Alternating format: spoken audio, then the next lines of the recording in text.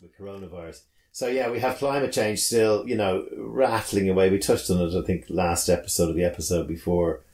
I just, can't see it being anything other than lip service, and I hate to say that pessimistically. Yeah. But I did have an idea, which was cow bags or cow nappies or something like that, where our Irish herd is contributing something like 30% of our greenhouse gases, mainly through their methane farts. And I thought, is no one?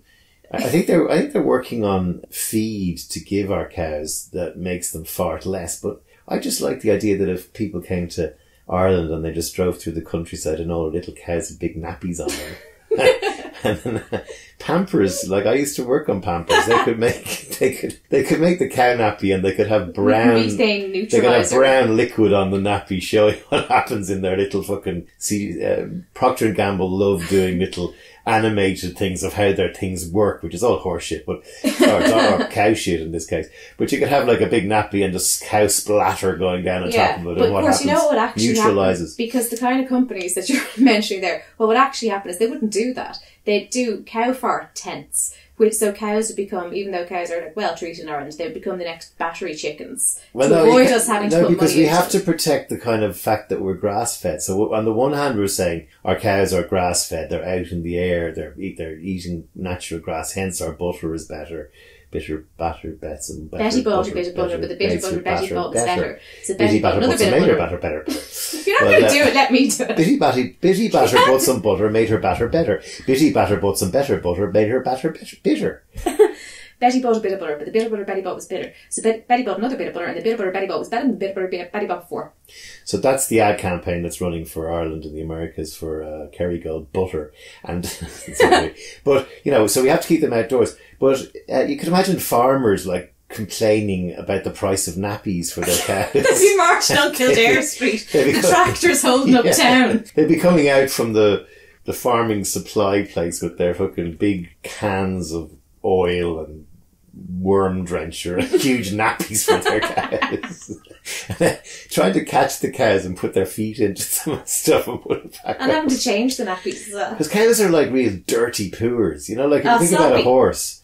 Horses before racing, some of them just go, could you squeezing out a few now. Imagine though, you change... I always go, bet on that horse. Bet on the horse that's just dropped a load before he goes into the stalls. Because he's he's lighter. Well, yeah. It's when you always weigh yourself after your first morning poo and go, maybe I'm lighter if I do that. As you said, you've never weared ankle biters, and I'm just saying, all I can think about is the person has to change that nappy and the shite's gone all up its back. Yeah. And you go, for fuck's sake. Cows are really dopey animals, so it's they're sitting there, they'll be lying down and be smearing everywhere.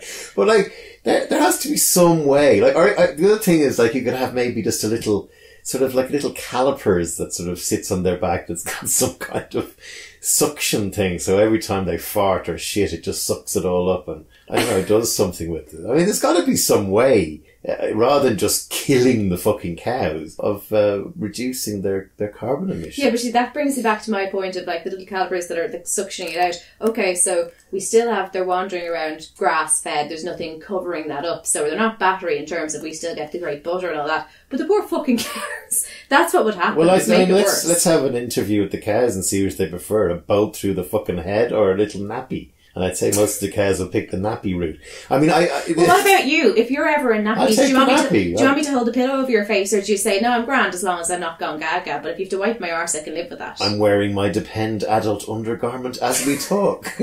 So we'll get on to that as a pint with Seaniebee. We'll get on to cow bags or cow nappies. I'll contact my people in P&G. Still have a few friends in there, believe it or not, and they might be able to do something for us on a wide scale. It'd be a bit like the war effort where...